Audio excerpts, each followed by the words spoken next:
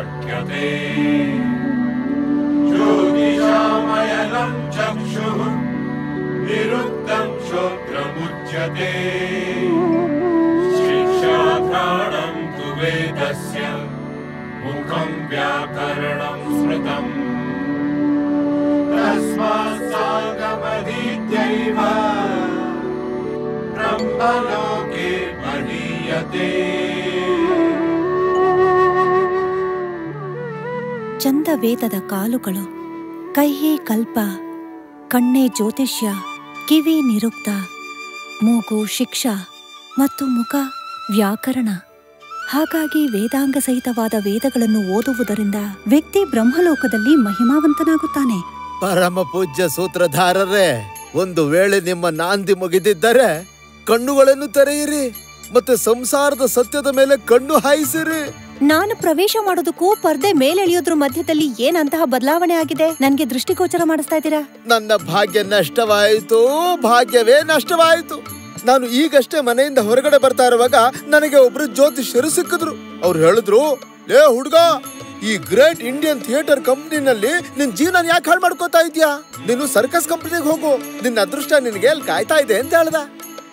ಅದಕ್ಕೆ ನಾನು ರಾಜೀನಾಮೆ ಕೊಟ್ಟು ಬರ್ತಾ ಇದ್ದೀನಿ. ಹಾಗಾದ್ರೆ ಆ ಮಹಾನ್ ಜ್ಯೋತಿಷಿ ಯಾರು? ಅದು ಅವನು ಈ ನಾರ್ದಾ ಘಾಟ್ನ ಮೆಟ್ಲುಗಳ ಮೇಲೆ ತುಂಬಾ ವರ್ಷದಿಂದ ಕೂತ್ಕೋತಾ ಇರ್ತಾನಲ್ಲ. ಹಾಗಾದ್ರೆ ಕಳೆದ ವರ್ಷ ಚಪ್ರ ಹಾರೋಗಿತ್ತಲ್ಲ ಅವನೇನಾ? ಮತ್ತೆ ಹಿಂದಿನ ವರ್ಷ ಅವನ್ ಗದ್ದುಗೆನೆ ತೇಲ್ ಅವನೇ. ಅಯ್ಯೋ ಮೂರ್ಖ, ಯಾವ ಜ್ಯೋತಿಷಿ ತನ್ನ ಹಣೆ ಬರಹನೆ ಬದಲಾಯಿಸ್ಕೊಳ್ಳೋದಕ್ಕಾಗಲ್ವೋ? ಅವನು ಬೇರೆಯವ್ರನ್ನ ಏನ್ ಉಳಿಸ್ತಾನೆ? ಸೂತ್ರಧಾರ್ರೆ, ಅವನನ್ನ ಸಣ್ಣ ಪುಟ್ಟ ಜ್ಯೋತಿಷಿ ಅಂತ ತಿಳ್ಕೊಬೇಡಿ. ಅಯ್ಯೋ, ಅವನು ತನ್ನನ್ ತಾನೇ ಭಾಸ್ಕರಾಚಾರ್ಯರ ವಂಶಜ ಅಂತ ಹೇಳ್ಕೊತಾ ಇರ್ತಾನೆ. ಅದೇ ಪುಸ್ತಕಗಳಿಂದ ಭವಿಷ್ಯನ ಓದ್ತಾನೆ. ಭಾಸ್ಕರಾಚಾರ್ಯ? ಭಾಸ್ಕರಾಚಾರ್ಯ ಅಂದ್ರೆ ಯಾರು ಅಂತ ಗೊತ್ತಿದ್ಯಾ? ಅವರು ದೊಡ್ಡವರು, ಅಂದ್ರೆ ತುಂಬಾ ದೊಡ್ಡವರು. ಮಹಾಪುರುಷರೇನೋ ಹೌದು, ಆದ್ರೆ ಏನಾಗಿದ್ರು ಗೊತ್ತಿಲ್ಲ ಅಲ್ವಾ? ಹೋಗ್ಲಿ ಬಿಡು. ನಾನ್ ನಿನಗೆ ಯಾರನ್ನ ಪರಿಚಯ ಮಾಡ್ಕೊಡ್ತೀನಿ ಅಂದ್ರೆ, ಈ ಭಾರತ ಭೂಮಿಯ ಆ ಸುಪುತ್ರನನ್ನ. ಯಾರ ಹೆಸರನ್ನ ಈ ಪಾಖಂಡಿಗಳು ಉಪಯೋಗಿಸ್ತಾರೋ, ಆದ್ರೆ ಅವ್ರ ಬಗ್ಗೆ ಇವ್ರಿಗೆ ಜಾಸ್ತಿ ಏನೂ ಗೊತ್ತಿಲ್ಲ. ಹಾಗಾದ್ರೆ ಮಿತ್ರರೇ, ಇವತ್ತು ನಾವು ಮಾಡ್ತಾ ಇರೋಂತ ನಾಟಕ ಭಾರತದ ಮಹಾನ್ ಮನಿಷಿ, ಗಣಿತಜ್ಞ, ಖಗೋಳ ಶಾಸ್ತ್ರಿ, ಕವಿ ಭಾಸ್ಕರಾಚಾರ್ಯರದ್ದು.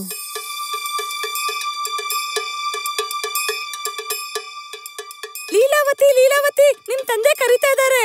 ಅರೆ, ನೀನ್ ಇವತ್ ಮತ್ತೆ ಆಟ ಬಿಟ್ಟು ಹೋಗ್ತಿದ್ಯಾ? ಅಪ್ಪ ಕರೆದ್ರು ಅಲ್ವಾ? ಆದ್ರೆ ಈಗ ಆಟದ ನಿರ್ಣಯ ಹೇಗಾಗೋದು? ನಿರ್ಣಯ ಆಗೋಯ್ತು. ನೀನ್ ಗೆದ್ದೆ, ನಾನ್ ಸೋತೆ. ನೀನ್ ಗೆದ್ದೆ, ನಾನ್ ಸೋತೆ. ನನ್ನ ಮಗಳು ಯಾವತ್ತೂ ಕೂಡ ಸೋಲೋದಿಲ್ಲ, ಅದು ಗಣಿತ ಆಟದಲ್ಲಿ. ಆದ್ರೆ ಗಣಿತದ ಆಟನ ಮರಳಿನ ಮೇಲೆ ಆಡ್ತಾರಲ್ವಾ ಅಪ್ಪ? ಹಾ, ಆದ್ರೆ ನೀವು ಮಕ್ಕಳು ಇಡೀ ಭೂಮಿನ ಪಾಟಿ ಮಾಡ್ಕೊಳ್ತೀರಾ. ಅದ್ರ ಮೇಲೆ ಹರಳುಗಳಿಂದ ವರ್ಗ ಮತ್ತು ಆಯತದ ಆಕಾರವನ್ನ ಎಳಿತೀರಾ. ಇವತ್ತಿಂದ ನಾವು ಪಾಟಿ ಗಣಿತ ಅರ್ಥಾತ್ ಅಂಕಗಣಿತ ಕಲಿಯುವಂತ ಕೆಲಸನ ಆರಂಭಿಸ್ತಾ ಇದೀವಿ. ನಿನಗೆ ಸಂಖ್ಯೆಗಳು ಬರುತ್ತೆ ಅಲ್ವಾ? ಸಂಖ್ಯೆ 1 ಬರಿ.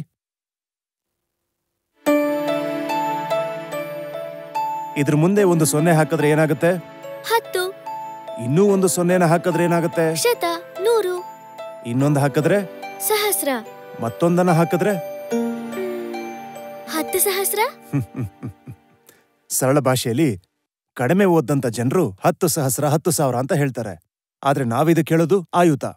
ಆಯುತ. ನಂತರ ಲಕ್ಷ, ಪ್ರಯುತ,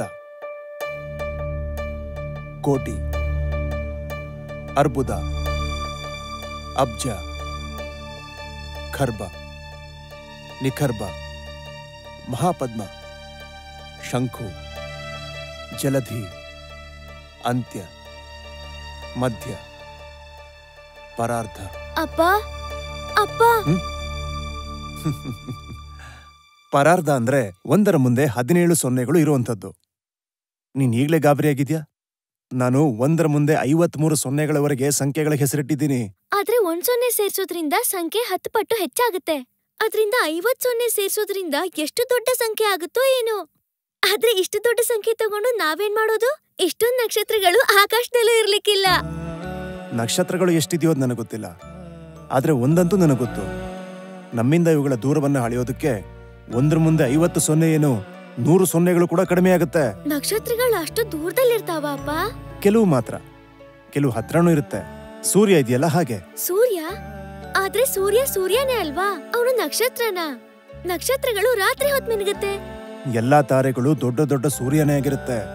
ಮತ್ತೆ ನಮ್ಮ ಸೂರ್ಯ ಒಂದು ಸಣ್ಣ ತಾರೆ, ನಮ್ಮ ಭೂಮಿಗೆ ತುಂಬಾ ಹತ್ರದಲ್ಲಿದ್ದಾನೆ. ಸೂರ್ಯನ ಬೆಳಕು ಮೂಡಿದಾಗ ಆ ಬೆಳಕಿನಿಂದ ಬೇರೆ ತಾರೆಗಳನ್ನ ನೋಡೋದಕ್ಕೆ ಆಗೋದಿಲ್ಲ. ರಾತ್ರಿ ಹೊತ್ತು ಸೂರ್ಯ ಎಲ್ಲಿ ಹೋಗ್ತಾನೆ? ಸೂರ್ಯ ಎಲ್ಲೂ ಹೋಗೋದಿಲ್ಲ, ಭೂಮಿ ಸೂರ್ಯನ ತಿರುಗ್ತಾ ಇರುತ್ತೆ. ಅದೇ ಹೇಗೆ? ನನಗೆ ಗೊತ್ತಾಗ್ತಿಲ್ಲ. ಹೇಗಂದ್ರೆ ನಮ್ಮ ಮನೆ ಎಲ್ಲೂ ಹೋಗೋದಿಲ್ಲ, ಇರೋದು ಇರೋ ಕಡೆನೇ ಇರುತ್ತೆ. ಆದ್ರೆ ಒಂದ್ ವೇಳೆ ನೀನ್ ತಿರುಗ್ದೆ ಅಂತ ಇಟ್ಕೋ, ನಮ್ಮ ಮನೆ ಇಲ್ಲೇ ಇದ್ರೂ ಕೂಡ ನಿನಗದು ಮರೆಯಾಗತ್ತಾನೆ. ಅಷ್ಟೇ, ಸೂರ್ಯ ಮತ್ತು ಭೂಮಿಯ ದಿನರಾತ್ರಿಯ ಕಣ್ಣ ಮುಚ್ಚಾಲೆ ಆಟ ಇದೇ ರೀತಿ ನಡೀತಾ ಇರುತ್ತೆ. ಅರ್ಥ ಆಯ್ತಾ? ಭಾಸ್ಕರ, ಭಾಸ್ಕರಾಚಾರ್ಯ, ತ್ರಿವಿಕ್ರಮ, ಭಾಸ್ಕರ ಭಟ್ಟ ಗೋವಿಂದ, ಪ್ರಭಾಕರ, ಮನೋಹರ ಅಂತವರ ವಂಶಕ್ಕೆ ಸೇರಿದವನು. ಅವರ ಹೆಸರನ್ನ ಮುಳುಗಿಸ್ಬಿಡ್ತಾನೆ ಅಂತ ನಾನು ಸ್ವಪ್ನದಲ್ಲೂ ಯೋಚಿಸಿರ್ಲಿಲ್ಲ. ಇವತ್ತು ಜನಗಳು ನಿನ್ನೂರು ವಿಜಡಬಿಡ ನೋಡಿ ನಗ್ತಾರೆ. ಅಷ್ಟಕ್ಕೂ ನಾನು ಮಾಡಿದಾದ್ರೂ ಏನು? ನೀನು ನಿನ್ನ ಮಗ ಲಕ್ಷ್ಮೀಧರನಿಗೆ ಕಲಿಸೋದನ್ನ ಬಿಟ್ಟು ನಿನ್ನ ಎಲ್ಲ ಗಣಿತ ಜ್ಞಾನನ ನಿನ್ನ ಪುತ್ರಿ ಲೀಲಾವತಿ ಕೊಡ್ತಾ ಇದೆಯಲ್ಲ. ಲಕ್ಷ್ಮೀಧರನಿಗೂ ಕಲಿಸ್ತಾ ಇದ್ದೀನಿ, ಆದ್ರೆ ಲೀಲಾವತಿಗೆ ಕಲಿಬೇಕು ಅನ್ನೋ ಹಂಬಲ, ಬುದ್ಧಿವಂತೆ, ಅವಳ್ಯಾಕೆ ಕಲಿಬಾರ್ದು? ಯಾವ ವಯಸ್ಸಲ್ಲಿ ನೀನು ಕನ್ಯಾದಾನವನ್ನ ಮಾಡಬೇಕೋ ಆ ವಯಸ್ಸಿನ ಕನ್ಯೆಗೆ ನೀನು ಜ್ಞಾನ ಕೊಡ್ತಾ ಇದೆಯಲ್ಲ. ನಿಮ್ಮ ಮಿತ್ರ ಹಾಗೂ ನನ್ನ ತಂದೆ ಪೂಜ್ಯ ಮಹೇಶ್ವರಾಚಾರ್ಯರು ಲೀಲಾವತಿಯ ಜನ್ಮದ ಸಮಯದಲ್ಲಿ ಅವಳ ಕುಂಡಲಿಯನ್ನ ಹಾಕಿ ನೋಡಿದ್ರು. ಏನ್ ಹೇಳಿದ್ರು ಗೊತ್ತಾ? ಲೀಲಾವತಿಯ ಜನ್ಮ ಕುಂಡಲಿಯಲ್ಲಿ ವಿವಾಹಕ್ಕೆ ಯಾವುದೇ ಶುಭ ಮುಹೂರ್ತ ಇಲ್ಲ ಅಂತ. ಅಶುಭ ಮುಹೂರ್ತದಲ್ಲಿ ವಿವಾಹ ಮಾಡಿದ್ದೇ ಆದ್ರೆ ವಿವಾಹ ಆದ ತಕ್ಷಣ ವಿಧವೆಯಾಗಿ ಹೋಗ್ತಾಳಂತೆ. ಸಂಭವ ಇದೆ. ಮಹೇಶ್ವರನಿಂದ ಎಣಿಕೆಯಲ್ಲಿ ಯಾವುದೋ ತಪ್ಪಾಗಿರ್ಬೇಕು. ನೀನು ಸ್ವತಃ ನಿನ್ನ ಮಗಳ ಕುಂಡಲಿನ ಯಾಕೆ ನೋಡ್ತಾ ಇಲ್ಲ? ನನ್ನ ತಂದೆ ಮತ್ತು ಗುರುಗಳ ಮಾತಿನ ಮೇಲೆ ನಾನು ಯಾವತ್ತೂ ಸಂದೇಹ ಪಟ್ಟಿಲ್ಲ. ಆಶ್ಚರ್ಯ. ಯಾವ ವ್ಯಕ್ತಿ ತನ್ನ ಪೂರ್ವಜರ ಜ್ಞಾನವನ್ನ ಪ್ರಶ್ನೆ ಮತ್ತು ಸಂದೇಹದ ದೃಷ್ಟಿಯಿಂದ ನೋಡ್ತಾನೋ ಅವನು ತನ್ನ ಮಗಳ ಕುಂಡಲಿಯನ್ನ ಅನುಮಾನದಿಂದ ನೋಡ್ಲಿಲ್ವಾ? ಇದು ನನ್ನ ತಪ್ಪು. ಒಬ್ಬ ಗಣಿತಜ್ಞ ಹಾಗೂ ವಿಜ್ಞಾನಿಯ ಧರ್ಮ ಪ್ರತಿಯೊಂದು ವಸ್ತು, ಸ್ಥಿತಿ ಮತ್ತು ಗಣನೆಯನ್ನ ಪ್ರಶ್ನಪೂರ್ವಕ ದೃಷ್ಟಿಯಿಂದಲೇ ನೋಡೋದಾಗಿರುತ್ತೆ. ಎಲ್ಲಿವರೆಗೂ ಅಂದ್ರೆ ಸ್ವತಃ ಪ್ರಮಾಣಿಸುವವರೆಗೂ. ಹಾ, ಎಲ್ಲಾದ್ರೂ ಈಶ್ವರನ ಪ್ರಮಾಣ ಹುಡುಕಕ್ ಹೋಗ್ಬೇಡ. ಯಾಕಿಲ್ಲ? ನಮ್ಮ ವೈದಿಕ ವಿದ್ವಾಂಸರು ಈಶ್ವರ ಶರಣಾಗತಿಯನ್ನು ಹೊಂದದೆ ಬುದ್ಧಿಯ ಶರಣದಲ್ಲಿ ಹೋಗುವಂತಹ ಮಾತನ್ನ ಹೇಳಿದ್ದಾರೆ. ಇಯಂ ವಿಸೃಷ್ಟಿರ ಯದ ಆಬಭೂವ ಯದಿ ವಾದದೆ ಯದಿ ವಾನ ಯೋ ಅಸ್ಮಾದ್ಯಕ್ಷ ಪರಮೇ ವ್ಯೋಮನ ಸೋಂಗ ವೇದ ಯದಿ ವಾನ ವೇದ. ಇದರ ಅರ್ಥ ಹೇಳ್ತೀರಾ ಭಾಸ್ಕರಾಚಾರ್ಯರೇ? ಸೃಷ್ಟಿಯ ಉತ್ಪತ್ತಿ ಹೇಗಾಯ್ತು ಅಂತ ತೈತ್ರಿಯ ಬ್ರಾಹ್ಮಣದಲ್ಲಿ ಹೇಳಿದ್ದಾರೆ. ಇದನ್ನ ಯಾರಾದ್ರೂ ರಚನೆ ಮಾಡಿದ್ರ? ಆಕಾಶಕ್ಕಿಂತ ಮೇಲ್ ಕೂತಿದ್ದಾನಲ್ಲ, ಅವನಿಗೆ ವಿಷಯ ಗೊತ್ತಿರುತ್ತೆ. ಬಹುಶಃ ಗೊತ್ತಿಲ್ಲದೇನೂ ಇರ್ಬೋದು.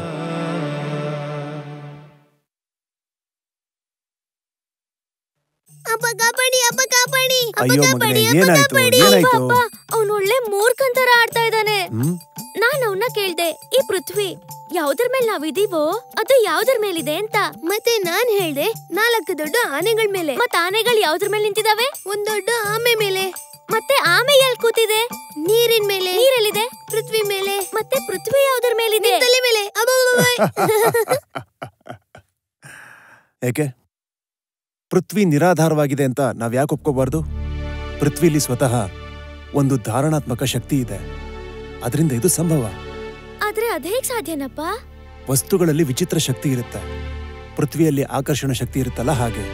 ಇದೇ ಆಕರ್ಷಣ ಶಕ್ತಿಯಿಂದ ಅದು ಎಲ್ಲಾ ಭಾರಿ ಪದಾರ್ಥಗಳನ್ನ ತನ್ನೆಡೆಗೆ ಸೆಳೆಯುತ್ತೆ.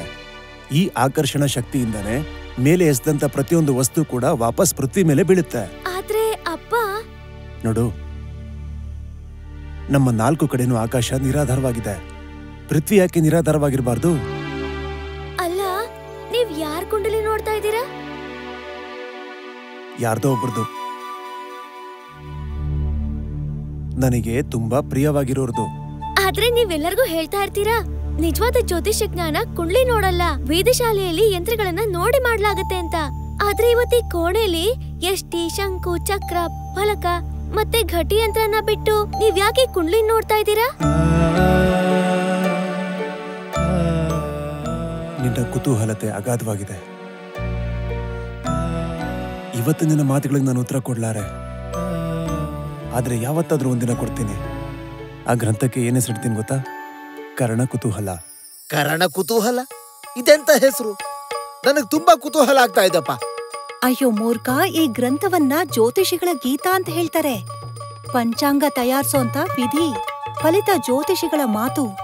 ಕರ್ಣ ಕುತೂಹಲ ಗ್ರಂಥದಲ್ಲಿ ಲಗ್ನ ಮತ್ತೆ ಕುಂಡಲಿ ತಿಳಿಯೋ ಅಂತ ಪ್ರಕಾರಗಳನ್ನ ಬರೆದಿದ್ದಾರೆ. ಸೂತ್ರಧಾರರೇ, ಕುಂಡಲಿಯಿಂದ ನೆನಪಾಯ್ತು.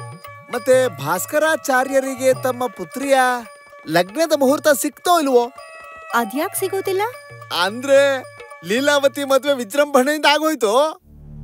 ಹೌದು, ಮತ್ತೆ ಇಲ್ಲ ಕೂಡ. ಒಳ್ಳೆ ಹಳೆ ಅಕ್ಕಿಯನ್ನ ಊರಿನಿಂದ ಸಂಗ್ರಹ ಮಾಡಲಾಗಿದೆ. ಬೇಸೋ ಪಾತ್ರೆ ಮುಂತಾದ ಎಲ್ಲಾನು ಸಂಗ್ರಹ ಮಾಡಲಾಗಿದೆ. ಕಟ್ಟಿಗೆ, ಮಸಾಲೆ, ತುಪ್ಪ, ಬೆಲ್ಲ ಎಲ್ಲವೂ ಸಂಗ್ರಹ ಆಗಿದೆ. ಈಗ ಯಾವ ವಿಷಯದ ಚಿಂತೆ ಇದೆ? ಈಗ ಒಂದ್ ವಸ್ತು ಮಾತ್ರ ಬರೋದ್ ಬಾಕಿ ಐತೆ, ಮದುಮಗ ಮತ್ತು ದಿಬ್ಬಣ. ಆ ವಿಷಯದ ಚಿಂತೆ ಆಗಿದೆ. ಒಂದು ಘಡಿ ಮಾತ್ರ, ಒಂದು ಸಣ್ಣ ಘಟಿಕ ಮುಹೂರ್ತ ಬಂದಿದೆ. ಅದು ಎಲ್ಲ ರೀತಿ ಸೂಕ್ಷ್ಮ ಗಣನೆ ಮಾಡಿದ್ಮೇಲೆ ನನಗಿದೇ ಭಯ ಕಾಡ್ತಾ ಇದೆ. ದಿಬ್ಬಣ ದೂರದ ಊರಿನಿಂದ ಬರ್ತಾ ಇದೆ. ಏನಾದ್ರೂ ಹೊತ್ತು ಮೀರಿದ್ರೆ ಕಣ್ಮುಂದೆನೆ ಮಗಳನ್ನ ವಿಧವೆ ಆಗೋದಕ್ಕೆ ಬಿಡೋದಿಲ್ಲ ಅಲ್ವಾ? ಅರೆ, ಒಂದ್ ವೇಳೆ ಈ ವಿಷಯವಾಗಿದ್ರೆ ನಾನು ಹಳ್ಳಿಗೆ ಸಂದೇಶ ತಗೊಂಡು ಹೋಗ್ತೀನಿ. ಆ ದಿಬ್ಬಣವೇನಿದೆಯೋ ಅದನ್ನ ಒಂದ್ ದಿವಸ ಮೊದ್ಲೇ ತಗೊಂಡ್ ಬರ್ಲಿ. ಆದ್ರೆ ಬೇರೆ ವ್ಯವಸ್ಥೆ ಚಿಂತೆಯನ್ನ ನಮ್ಮೇಲ್ ಬಿಡಿ. ದಿಬ್ಬಣ ಒಂದಿನ ಮೊದ್ಲೇ ಬರುತ್ತೆ. ಊರಿನ ಮಂದಿರದಲ್ಲಿ ಒಂದ್ ರಾತ್ರಿ ಕಳೆಯುತ್ತೆ. ಮತ್ತೆ ಲಗ್ನ ಗಡಿಯ ಸರಿಯಾಗಿ 1 ಗಂಟೆ ಮೊದ್ಲೇ ಮಂಟಪಕ್ಕೆ ಬರುತ್ತೆ. ಅಷ್ಟೇ. ಗೊತ್ತಿಲ್ಲ, ಸಂಕಲನ, ವ್ಯವಕಲನ, ಗುಣಾಕಾರ, ಭಾಗಾಕಾರ, ವರ್ಗಮೂಲ, ಘನಮೂಲ ಮುಂತಾದ ಗಣಿತದ ಮೂಲ ಪರಿಕ್ರಮ ಮಾಡ್ತೀನಿ. ಆದ್ರೆ ಜೀವನದ ಒಂದು ಸಣ್ಣ ಗುಣಭಾಗ ಸರಿ ಮಾಡ್ಲಾರೆ. ಮಗಳು ಲೀಲಾ ತಯಾರಾಗಿದ್ದಾಳ? ಪೂರ್ತಿಯಾಗಿ ತಯಾರಾಗಿದ್ದಾಳೆ. ಕೇವಲ ದೃಷ್ಟಿ ಬೊಟ್ಟಿಡೋದೊಂದು ಬಾಕಿ ಇದೆ. ಅದನ್ನು ಇಟ್ಬಿಡಿ ಬೇಗ. ಅಯ್ಯೋ, ಇಷ್ಟ್ ಬೇಗನಾ? ನನ್ನ ಮಾತು ಕೇಳಿ, ಯಾವುದನ್ನೂ ಬಿಡಬೇಡಿ. ನೀವು ನೋಡ್ತಾ ಇದ್ರ ತಾನೆ ಜಲಕಟಿಕೆಯನ್ನ? ಮಗಳೇ ಲೀಲಾ, ನೀನೇ ಸ್ವತಃ ಜಲಕಟಿಕೆಯ ಮೇಲೆ ಲಕ್ಷ್ಯ ಇಡು. ಈ ಸಲ ಈ ನಾಡಿ ಯಂತ್ರ ಮುಳುಗ್ತಿದ್ದ ಹಾಗೆ ನಿನ್ನ ವಿವಾಹದ ಗಳಿಗೆ ಬಂದ್ಬಿಡುತ್ತೆ. ತಕ್ಷಣ ಮಂಟಪಕ್ಕೆ ಬಂದ್ಬಿಡು. ನೀವ್ ಹೊರಗಡೆ ಎಲ್ಲ ನೋಡ್ಕೊಳ್ಳಿ. ಸಮಯಕ್ಕೆ ಸರಿಯಾಗೆ ಹುಡುಗಿ ಮಂಟಪಕ್ಕೆ ಬರ್ತಾಳೆ. ಸರಿ. ಯಾವಾಗ್ಲೂ ಹುಡುಗಿರು ಮದ್ವೆಗೆ ಅವಸರ ಪಡ್ತಾ ಇರ್ತಾರೆ, ಆದ್ರೆ ಇಲ್ಲಿ ಹುಡುಗಿ ತಂದೆ ಅವಸರ ಮಾಡ್ತಾ ಇದಾರೆ.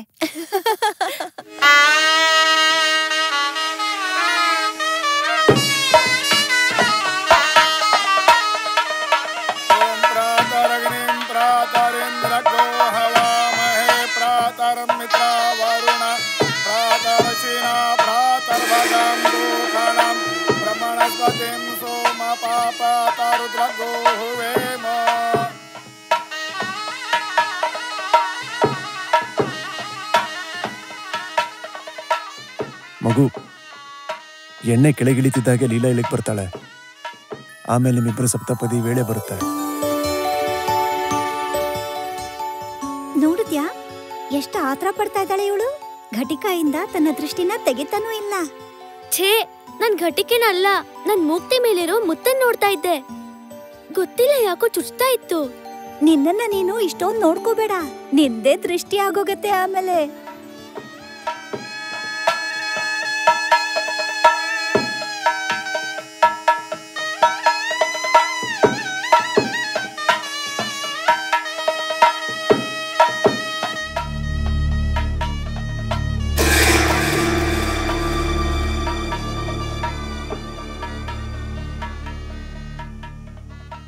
ಇನ್ನೇನ್ ಸ್ವಲ್ಪ ಹೊತ್ತಲ್ಲಿ ಬಂದ್ಬಿಡ್ತಾಳೆ. ಹೋಗಣ್ವಾ, ಮುಹೂರ್ತದ ಸಮಯ ಆಯ್ತು. ಅಯ್ಯೋ, ಮೊದ್ಲು ಪಾತ್ರೆ ಮುಳುಗ್ಲಿ ಇರು. ಇಲ್ ನೋಡಿ, ಅಪ್ಪ ಮಗಳು ಇಬ್ರು ಅವಸರ ಪಡೋ ಅಂತವ್ರೆ. ಆದ್ರೆ ಚೊಂಬಿಯಾಕ್ ಮುಳುಗ್ತಾನೆ ಇಲ್ಲ ಚಿಕ್ಕಮ್ಮ.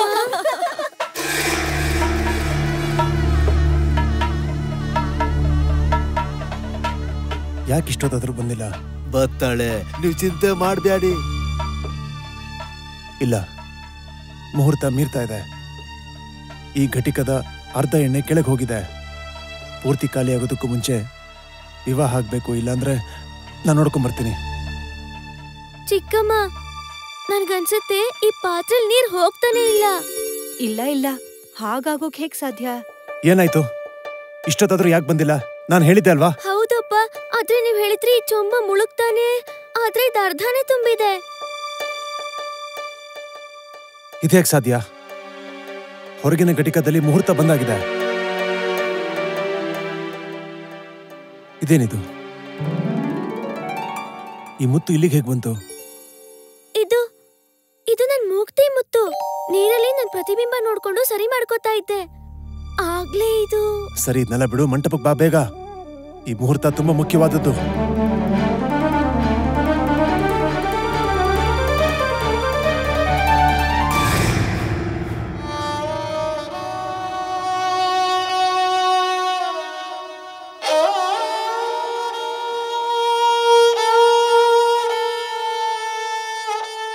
ಇಲ್ಲ,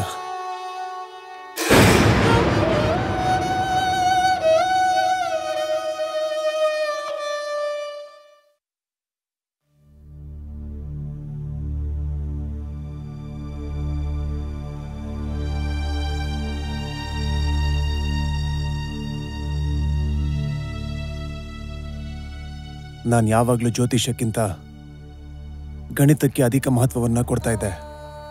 ಅದಕ್ಕೇನು ಸಿದ್ಧಾಂತ ಶಿರೋಮಣಿಯಲ್ಲಿ ಜ್ಯೋತಿಷ್ಯ ಪ್ರಾರಂಭದಲ್ಲೇ ನಾನು ಸಂಪೂರ್ಣ ಜ್ಞಾತ ಗಣಿತದ ವಿವೇಚನೆಯನ್ನ ಮಾಡಿದ್ದೆ. ಆದ್ರೂ ಯಾಕಂತ ಗೊತ್ತಿಲ್ಲ, ನಿನ್ನ ಮದುವೆ ವಿಷಯದಲ್ಲಿ ನನ್ನ ಈ ಜ್ಯೋತಿಷ್ಯ ನಿನಗೆ ನಾನು ಪಾಪಿಯಾಗ್ಬಿಟ್ಟೆ ಮಗಳೇ. ನಿಮ್ ಮನ್ಸನ್ ಕಹಿ ಮಾಡ್ಕೋಬೇಡಿ ಅಪ್ಪ. ನನ್ ಮದ್ವೆ ನಿಂತು ಹೋಗ್ಲಿ ಅಂತ ಆ ಜನ ಮಾಡಿರೋ ನಿರ್ಣಯ ಇದು. ಆದ್ರೆ ಯಾವ ಕಾರಣಕ್ಕೆ? ನಾನು ಜ್ಯೋತಿಷ್ಯಾಚಾರ ಆಗಿದ್ದ ಕಾರಣದಿಂದನಾ? ನಾನು ಹೇಳಿದ್ದೇನೆಂದ್ರೆ, ಒಂದು ವೇಳೆ ಆ ವಿಶೇಷ ಕ್ಷಣದಲ್ಲಿ ಆ ಲಗ್ನದ ಘಟಿಕೆಯಲ್ಲಿ ನಿನ್ನ ಮದುವೆ ಆಗ್ತಿದ್ರೆ ನೀನು ವಿಧವೆಯಾಗಿ ಹೋಗ್ತಾ ಇದ್ದೆ ಅಂತ. ಆದ್ರೆ ಅವರೆಲ್ಲ ಹೇಗೆ ಆ ಮದುವೆ ಮಂಟಪದಲ್ಲಿ ತಮ್ಮ ಮಗಳನ್ನ ಬಲಿ ಕೊಡೋದಕ್ಕೆ ತಯಾರಾಗ್ತಾರೆ? ಬಿಟ್ಬಿಡಿ ಅಪ್ಪ. ನನ್ ಮದ್ವೆ ಆಗ್ಬಾರ್ದು ಅಂತಿತ್ತು, ಆಗ್ಲಿಲ್ಲ. ಈಗ ನಾವ್ ಏನ್ ಮಾಡಕ್ ಸಾಧ್ಯ? ಇಲ್ಲ, ನಾವು ಮಾಡ್ತೀವಿ. ಮನುಷ್ಯ ಮದುವೆ ಯಾಕಾಗ್ತಾನೆ? ಯಾಕಂದ್ರೆ ಅವನ ಗಂಡು ಮಕ್ಕಳಾಗ್ಲಿ ಹೆಣ್ಮಕ್ಳಾಗ್ಲಿ ಆಮೇಲೆ ಅವನು ಬೇರೆ ರೂಪದಲ್ಲಿ ಅಮರನಾಗೋದಕ್ಕೆ.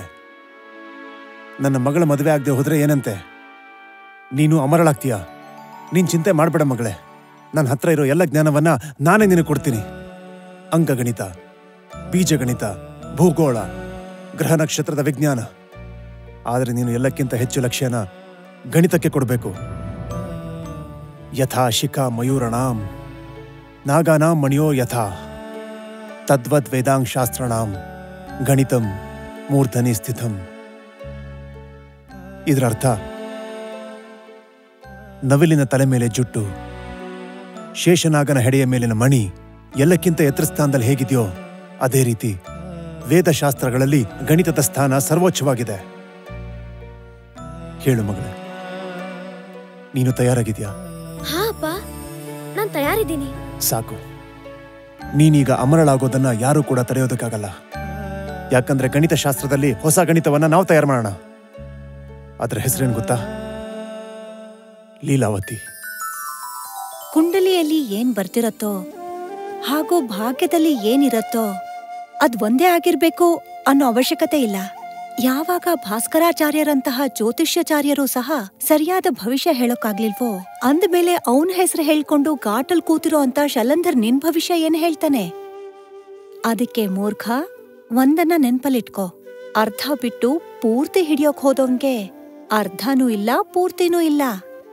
ಅದಕ್ಕೆ ಘನಚಕ್ರ, ಸರ್ಕಸ್ ಘನಚಕ್ರನ ಬಿಡು, ನಾಟಕದಲ್ಲಿ ಮನಸ್ಸು ನೀಡು, ಮತ್ತೆ ಗ್ರೇಟ್ ಇಂಡಿಯನ್ ಥಿಯೇಟರ್ ಕಂಪನಿನ ಗುಣಗಾನ ಮಾಡು. ವಾಹ್ ಸೂತ್ರಧಾರ್ರೆ, ವಾಹ್! ಏನ್ ಕಥೆನ ತಿರುಗಿಸ್ಬಿಟ್ರಿ. ನನ್ನ ಸ್ಟೋರಿಗೆ ನೀವು ದಿ ಎಂಡ್ ಅಂತ ಮಾಡ್ಬಿಟ್ರಿ.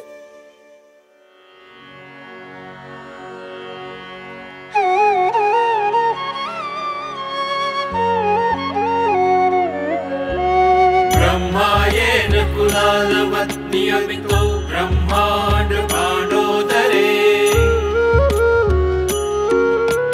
ವಿಷ್ಣುರ್ಯೇನ ದಶಾವತಾರ ಗಹನೆ ಕ್ಷಿಪ್ತೋ ಮಹಾಸಂಕಟೇ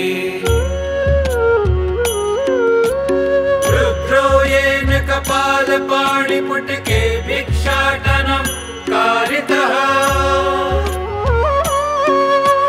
ಸೂರ್ಯೋ ಭ್ರಾಮ್ಯತಿ ನಿತ್ಯಮೇವ ಗಗನೆ तस्मै नमः कर्मणे ಆ ಕರ್ಮಕ್ಕೆ ಪ್ರಣಾಮ. ಯಾವುದರ ಶಕ್ತಿಯಿಂದ ಬ್ರಹ್ಮ ಕುಂಬಾರನ ಹಾಗೆ ಸಂಸಾರದ ರಚನೆಯಲ್ಲಿ ಮಗ್ನನಾಗಿದ್ದಾನೋ ಅಂತಹ ಕರ್ಮಕ್ಕೆ ಪ್ರಣಾಮ. ಯಾವ ಮಹಾನ್ ವಿಷ್ಣುವಿಗೆ ಮೇಲಿಂದ ಮೇಲೆ ಅವತಾರವನ್ನು ತೆಗೆದುಕೊಂಡು ದುಃಖವನ್ನು ಭೋಗಿಸುವುದಕ್ಕೆ ವಿವಶ ಮಾಡುತ್ತದೆಯೋ ಅಂತಹ ಕರ್ಮಕ್ಕೆ ಪ್ರಣಾಮ. ಯಾವುದು ರುದ್ರನಿಗೆ ಬುರುಡೆಯ ರೂಪಿ ಭಿಕ್ಷಾ ಪಾತ್ರೆಯಲ್ಲಿ ಭಿಕ್ಷೆಯನ್ನು ಬೇಡುವ ಹಾಗೆ ಮಾಡಿದೆಯೋ ಆ ಕರ್ಮಕ್ಕೆ ಪ್ರಣಾಮ. ಯಾವುದು ನಿತ್ಯ ಸೂರ್ಯನನ್ನು ತಿರುಗುವುದಕ್ಕೆ ವಿವಶ ಮಾಡುತ್ತದೆಯೋ ಅಂತಹ ಕರ್ಮಕ್ಕೆ ಪ್ರಣಾಮ.